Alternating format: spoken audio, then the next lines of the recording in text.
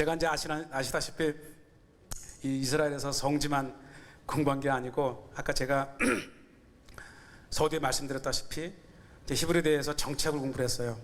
또 이 정치학을 했다 그러면 너무 또 세속적으로 봐서 웬 목사가 정치학이야, 이거 진짜 들었던 얘기거든요. 근데 저는 시원주의를 공부를 했어요. 자이언이즘. 2000년간의 방랑의 유랑의 시대를 마친 유대인들이 그들의 조상이 있던 옛 고토 다시 시온으로 돌아와서 나라를 세운, 그래서 제가 시온주의 정치학, 종교정당을 연구를 했습니다. 그렇게 하면서 제가 작년에는 장로신학대학교 개교 그 기념으로 한번 색다르게 이스라엘을 보자 해서 성지 이스라엘 하지 얘기하지 말고, 궁금하지 않아요? 성경 구약에서부터 그 아브라함과 이삭과 야곱과 솔로몬과 수많은 과거의 땅 말고 현재 저 이스라엘은 어떤 나라인지 그 현대 정치사를 좀 해달라고 해서 제가 강의를 하면서 한번 그런 생각 해보셨어요? 우리가 일제시대 때 36년간 식민지를 했잖아요. 그때 언어를 잃어버리고, 정말 36년에서 어쩌면 한 100년만 그렇게 민족적 핍박과 문화적 말살을 당했다면 우리가 이 한민족의 정체성을 지켜나갈 수 있을까? 이게 왜냐하면 세계 인류사적으로 보통 50년에서 100년간 다른 문화권의 지배를 받으면 대개 사람들은 자기의 민족성을, 정체를 지키다가 투사로 죽느니 아니면 그 사회에 동화를 해서, 오히려 예를 들어서 이 유대인들이 독일에 그렇게 600만이라고 하는 사람들이 죽어가면서 죽어가느니 오히려 독일인보다 더 독일인처럼 행동하고 프랑스 사람보다 더 프랑스인처럼 하면서 살아남는 것이 보통 인류의 흐름이랍니다. 그래서 100년에서 200년만 지나면 뿌리를 찾기 힘들 정도로 완전히 이 탈피되어 있는 것이 보통 인류예요. 그런데 이 유대인이라고 하는 민족은 200년도 아니고 1000년도 아니고 2000년이라고 하는 이 세월 동안 그 자기의 고토 유대 땅을 떠나서 전 세계에 살면서, 그것도 환영받은 게 아니에요. 유대인 2000년의 역사를 보면은 고난의 역사입니다. 제가 2009년도에 이스라엘 최초로 시몬 페레스 대통령이 한국을 방문할 때 제가 그 전용기를 타고 왔어요. 그래서 제가, 야, 목사가 별 경험을 다 하는구나. 이스라엘에서 전용기 대통령 에어포스원을 타고 김포가 아니고 성남으로 가서 바로 청와대를 직행하고 카이스트를 가고, 한국 대표단은 우리 즉 상대편에 저도 어색했어요. 제가 이스라엘 대표단 그 반대쪽에 앉아서 이스라엘 쪽에 앉아 있는 거예요.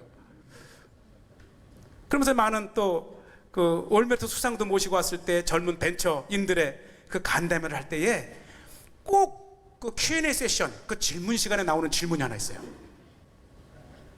그냥 단도직입적으로 The secret of Jewish success, 유대인들의 성공의 비결이 뭡니까? 이 지구상에 3천여 민족이 있지만 그 3천여의 민족 중에서 가장 독특한 민족 하나를 꼽으라면 유대인이에요. 우리가 이 성경에서 보는 유대인 말고도 현대사회에 발달된 매스미디어를 통해서 누가 뭐 하나 1등하거나 뭐 하나 대단하면 전 세계 화제가 되어서 금세 세계의 중심에 섭니다. 그런데 이 중심에 선 민족이 유대인입니다.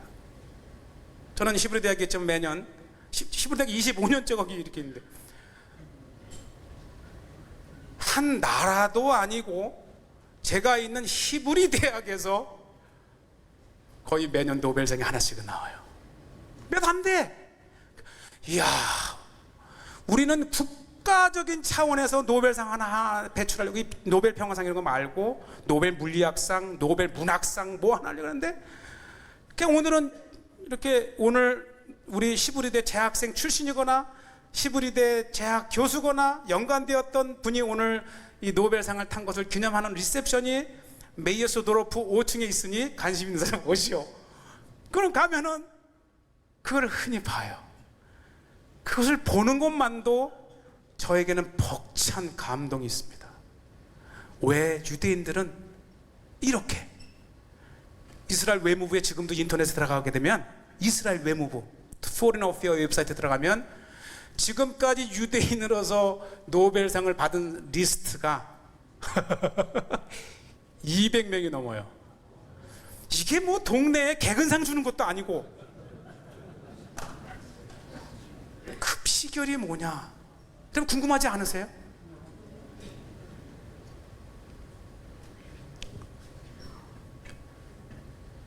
우선은 한번 두 가지 간단하게 시간 전에 마치겠는데, 유대인의 정체성 문제입니다. 2000년이라고 하는, 여러분들 유럽을 가게 되면은 어떻게 600만 명이라는 사람이 그냥 단지 범죄를 하는 것도 아니고 유대인이라는 이유만으로 잡아다가 죽였어요. 제가 박사학위 논문을 쓸 때에 그 야드바셴이라고 하는 박물관에 저에게 연락이 왔어요. 네가 코리안으로서 유대인 학살, 홀로코스트에 관한 논문 주제를 정하고 논문을 쓰면 너의 전액 장학금을 지원해 주겠다. 그러니까 이 동양에도 유대인을 이해하고 자신들의 아픔을 이해해 줄 수 있는 학자 하나를 길러보겠다는 거예요. 그런데 그러한 역경에, 제가 이 유대인의 역사를 보면 이게 고난의 역사인 게 왜 그러냐면, 사실 아까 제가 노벨상 얘기를 했지만은 전 세계의 매스미디어 발달로 이 성공을 바라는 각국의 각 민족의 각 사람들의 염원 속에 어떻게 저 유대인들은 저렇게 성공할 수 있을까라고 하는 그 스포트라이트를 받은 건 불과 수십 년 전입니다. 그 이전의 역사는 고난의 역사예요. 유대인이라는 이유만으로 죽어갔던 그 비운의 민족이 최근 들어 조금 역사에 부러워하는 대상으로 섰을 뿐이지, 그들 자체는 고난의 역사. 그래서 이 시몬 페레스 대통령이나 여러 분들이 그 질문을 받았을 때, 유대인의 성공의 비결이 뭐냐고 질문을 받았을 때 이들이 했던 첫 번째 대답이, 우리는 고난을 통해서 생존한 민족입니다. 고난이 오늘날 유대인들을 이렇게 성공하게 만들었습니다. 그런데 그 고난을 이길 수 있는 힘이 뭐냐? 바로 하나님이에요. 하나님. 제가 이스라엘에서 수많은 그 유대인들과 경쟁도 하고 또 논문도 쓰고 경쟁도 이렇게 하면서, 저도 그래도 사람이니까 좀 억울할 때가 있거나 그들을 할 때가 있잖아요. 야, 우리 대한민국의 기업이 얼마나 많은지 알아? 삼성이 우리 거야. 너 일본인인 줄 알았지? 현대가, LG가 이스라엘 핸드폰 판매 1위, 그 핸드폰이 모든 걸 대도 유대인들이 이 지구상의 경제적 지위를 차지하는 지는 내가 상상을 못합니다. 제가 2009년도에 이제 이스라엘에 있는데 이 일면에 기사가 나왔어요. 구글 세르게이, 또 페이스북 마크 주크버그. 예를 들어서 이거는 제가 최근에 우리 뭐 쟁쟁한 유대인들의 뭐 인류 역사의 획기적인 기억마다 유대인들의 공헌과 발명과 그들의 이론으로 인해서 뭐 민주주의도 유대인들 만들었고 공산주의도 만들었고 했는데, 그때 한번 신문에 이런 게 나와요. 마크 주크버그 페이스북. 여러분 페이스북 장모님들 하시는 분들 몇 분 계시더라고요. 아까 한 여러 번 들어오면서 목사님 사진 찍은 다음에 페이스북에 올린다고 했는데, 페이스북 주크버그가 왔을 때 기자가 이런 질문을 했어요. 아, 성공한 기업 CEO 주크버그, 당신 연봉이 얼마예요? 딱 그랬어요. 그랬더니 이 사람이 이렇게 딱 얘기하다가, 자기 얘기는 그렇고 근데 부사장 연봉이 얼마입니다 그러는 거예요. 부사장 연봉이 얼마라 그러는데, 그걸 한글로 계산해 보니까 부사장 연봉이 18조 원.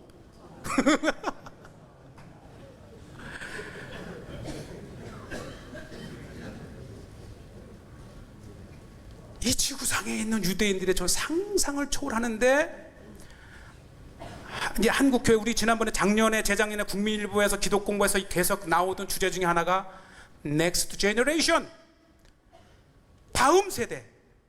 지금 전국의 교회 학교의 50%가 학생이 줄고 있고, 이래가지고 앞으로 30년 후에는 이 장로님들, 안수집사님들 은퇴하고 가면은 교회를 메꿀 차세대가 없다는 거예요.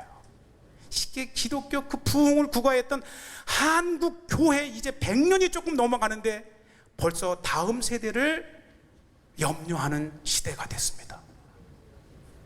그런데 이 유대인들은 어떻게 4,000년이라고 하는 아브라함 시대 때의 이후 그 신앙의 대를 이어온, 지금까지 대를 이어온 그 비결이 무엇인가? 장로님, 자신할 수 있으세요?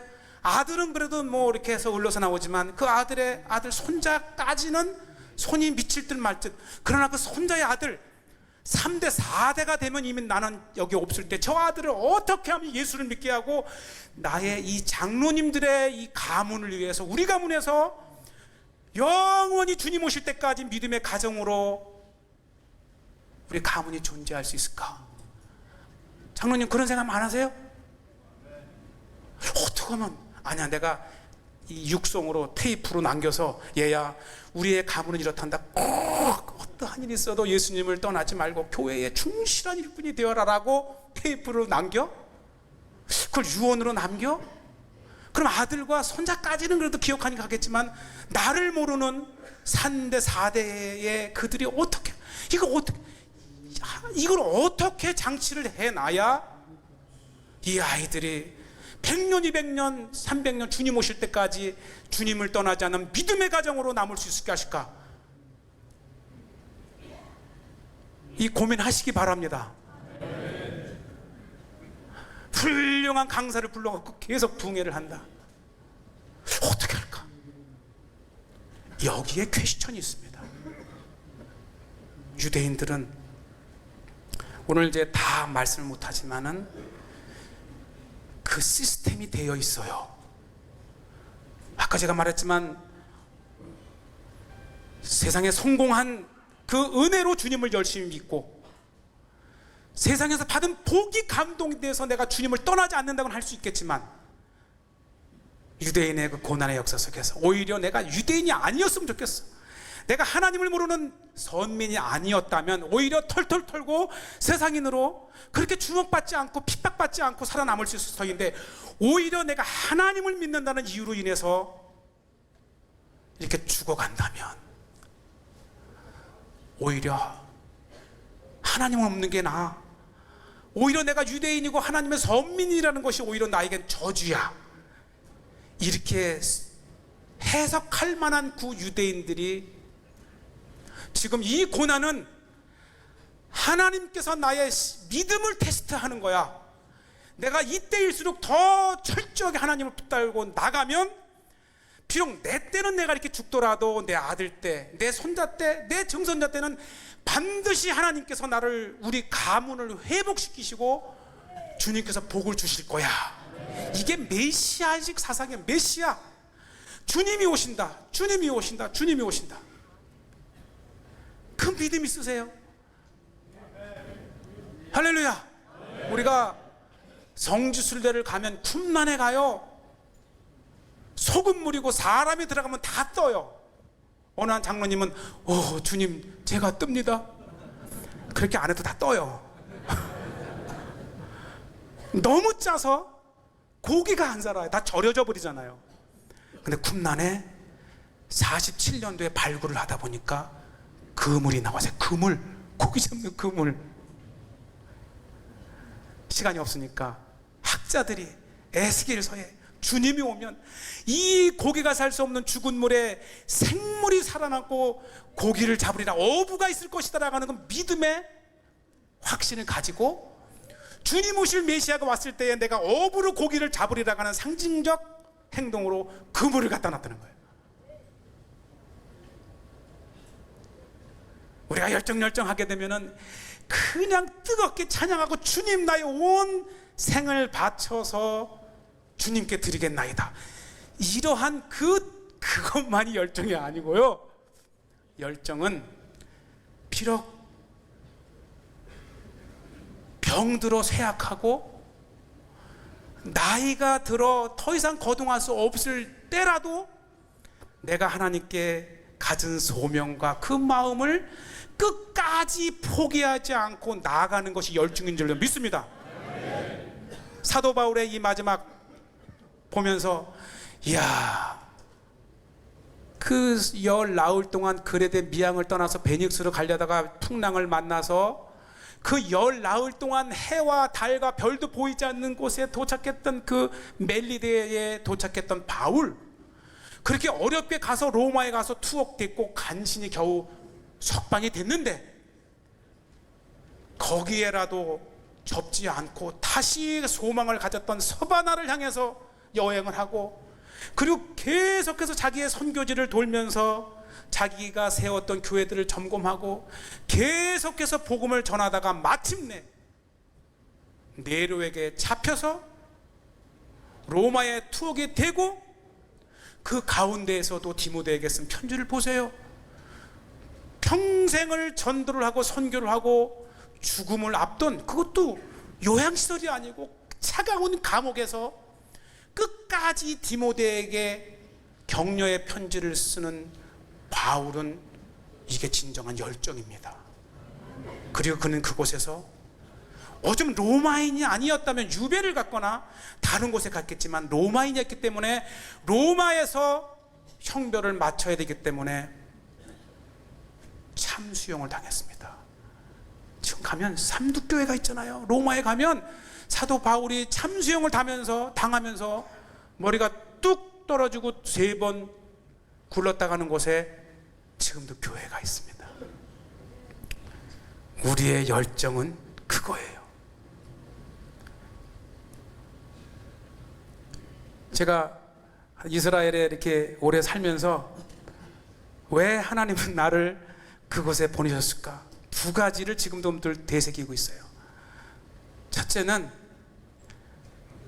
성경의 땅은 정말 성경에 기록된 모든 사건과 일들과 그 내용들이 실제로 일어났다고 하는 땅, 그곳에서 행간을 통해서 읽고 나 하나를 하나님께서 이 성지에 집어넣어 주셔서 그 수많은 땅을 둘러보게 하시면서 생생한 성경의 그 역사들을 한국에 전하라고 나를 그곳에 보내셨다.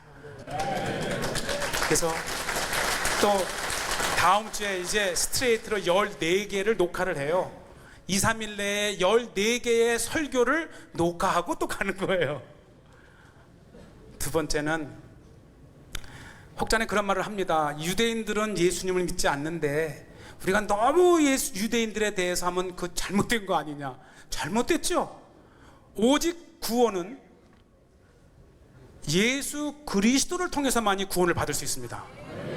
그러나 하나님께서 이미 선민 유대인들을 택하시고 그들에게 하나님 내가 무엇을 좋아하는지를 그들에게 말씀하셨어요. 그 구약의 레위기, 민수기, 신명기를 통해서 하나님이 뭐를 좋아하시고 하나님 앞으로 나오는 이 거룩이라고 하는 것이 무엇인지, 예배자의 마음이 무엇인지를 엿볼 수 있는 힌트가 유대인에게 있습니다. 그리고 4,000년의 그 장관, 이 유대 역사를 보면 아까도 말씀드렸지만은 오해세 지배의 역사예요. 지배당한 거의 역사입니다. 그럼에도 불구하고 지금 보면 그 이스라엘을 지배했던 바벨론, 바사, 아수르, 헬라, 로마 모든 민족은 이 지구상에 다 사라졌잖아요. 지금 그 바로의 애국 가보세요. 웅장한 피라미드와 그 왕의 계곡에 왕 하나의 무덤을 위해서 엄청난 대역사를 벌였던 그 애굽의 왕, 애굽이 온데간데 없잖아요. 끝까지 지금 이 21세기에 그 고대의 제국 중에서 유일하게 살아남은 민족이 유대인입니다. 그 유대인의 힘은 어떠한 상황에서도 하나님을 놓지 않았던 하나님을 붙들었던 그 신앙의 증거입니다. 마치겠습니다.